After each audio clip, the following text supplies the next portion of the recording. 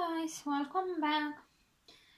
In today's video we are going to attempt to save my new oncidium katrin zock together, and I want to show to you how I will go about repotting this orchid. It is potted into some very old and decomposing bark.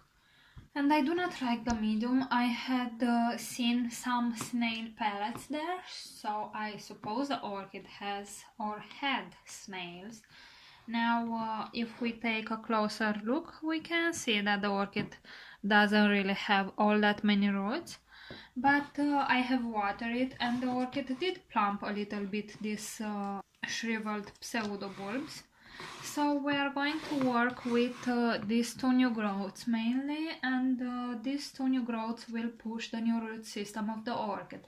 Now, as you can see, I have quite a nice spike here, and I will not cut it because I have two new growths that are growing roots, and also the orchid can circulate the sap back in the orchid and feed it if needed. So I don't think that cutting the spike is doing any good to the orchid. You can help it conserve some energy by pinching off the blooms, but only the blooms, and leaving the spikes. That will ensure the orchid saves a little bit of energy and can consume the nutrients that are stocked in the spike. Okay, so let's see what we have here. I don't think I need to gently squeeze the pot because I can see it's quite loose here. And I will try not to do a big mess on my desk, I hope. I think I can see I think I can see an alive root.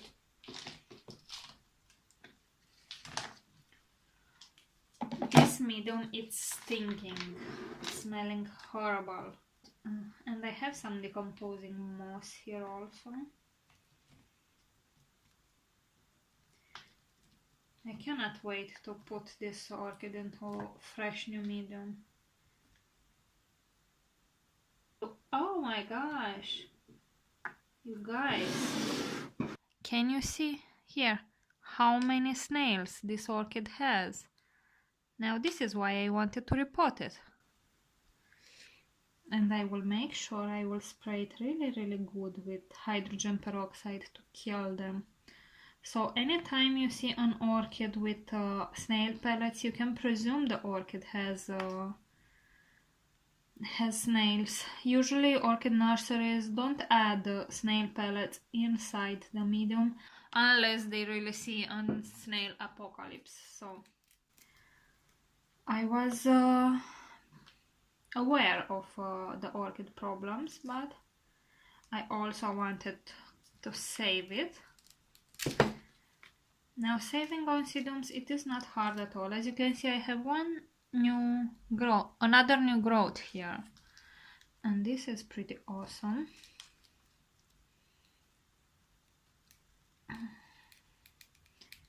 Come on.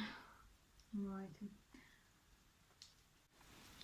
Okay guys, sorry for that, my phone got out of memory and I needed to download some stuff from my phone. Meanwhile, I have checked a little bit more the root system and assessed the state of my plant, and as you can see here I have a rotten pseudobulb that was buried underneath the medium, and let's see if I see any rhizome. No. And this pseudobulb was also buried till here, and I don't really know if I should remove it or leave it. I'm thinking I will remove it a bit later, after the plant will be established in its new pot. And I'm quite happy to say to you that actually the orchid, it is not really all that bad. I thought I don't have any alive roots, but I can see a few that are stiff and viable, so the orchid, it is actually much more healthy than I originally thought. The thing is, the medium, it is so decomposing that some of them might already be sick. I will try to gently remove the moss from between the roots. And I will try to gently detach the medium. These ones are dead and I will actually cut them because they are staying in my way and I do not like them. So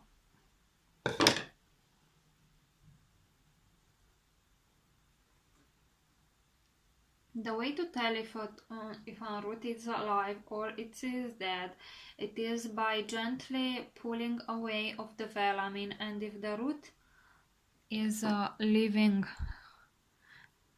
the string of its root, because this is actually the root, then the root is dead.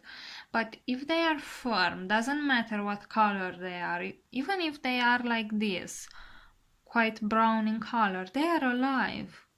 So you shouldn't cut them. In time you will gain more experience by repotting your orchids, and you telling which roots are alive and which are dead will be a lot easier. I actually hate repotting oncidiums because they have such a fine root, and usually they have big root systems, and it's taking forever to repot them, but what can you do? It's also one of my favorite genus of orchids, so yeah. Okay, I think this is all I will do for now. I need to shower very well the root system to remove any other organic materials that may be here, and after that we will cut together the dead roots. Okay, so I cleaned as best as I could the root system from any medium. Usually oncidiums keep their roots only for 2 or 3 years and all the roots die. So I will start with the back bulb and cut the dead roots because it is the one that has the most of them. Also, oncidiums usually kill their roots starting from the branches and after that the main root. So for example, with this root here, the branches are dead but the main root is alive, so I will keep her because she can branch out some more. See?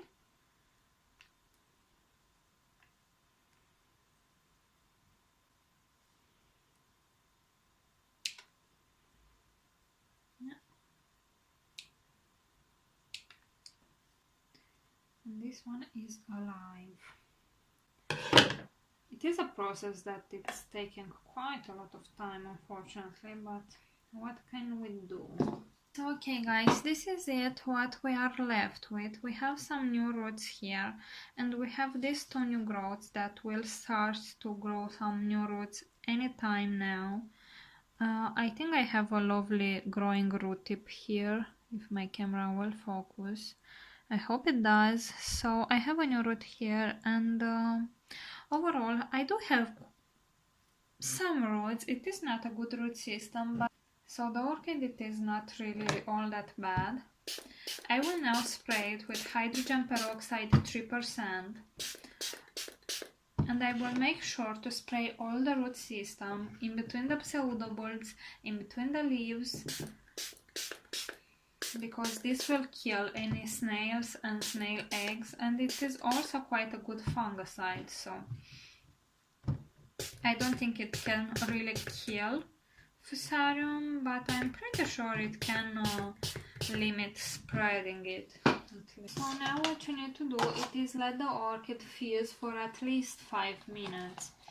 I will let it a bit more because I also need to bring some medium here. I think this is enough, and I will still use this stake.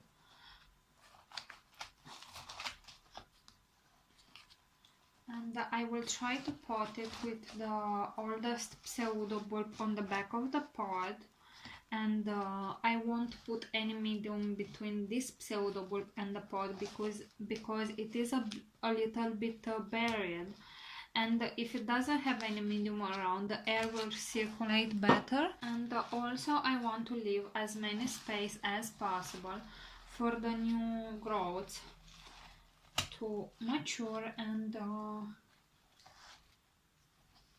I think this is the best position that I have for this orchid right now. So I will take my spoon and start to add medium.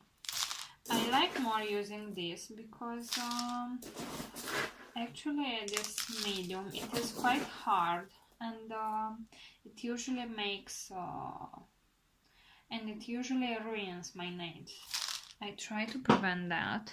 I think this is it, guys, and as you can see, it is really easy to repot it, and this medium will help my orchid cover, because the seramis and the leca will provide the moisture she needs, and I will make sure I water it at least once a week to freshen up the water that is trapped in these pebbles. When I'm watering, I am using like a bucket, and on top of it I have a sort of grillage on which I am putting my orchids, and pour water on top, let it drain from the bottom, and this is what I will do from now on with all my orchids. I am doing this for a month and a half now, and they have much better results because I am flushing the bacteria that were trapped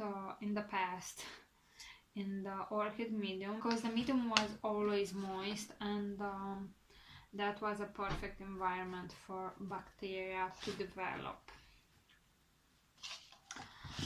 And now I will go and water my orchid. I will make sure I will always keep a little bit of water in the tray of the orchid, and I will make sure also to flush the pot with each watering, and at least once a week I will refreshen the water from the tray. Okay guys, so this is all for today. I will try to do an update on this orchid in about a month, see how she is doing, and I'm pretty sure she will develop nicely and she will recover, because the pseudobulbs have some energy and the new growths are starting to grow nicely. So alright guys, thank you for watching, see you all next time.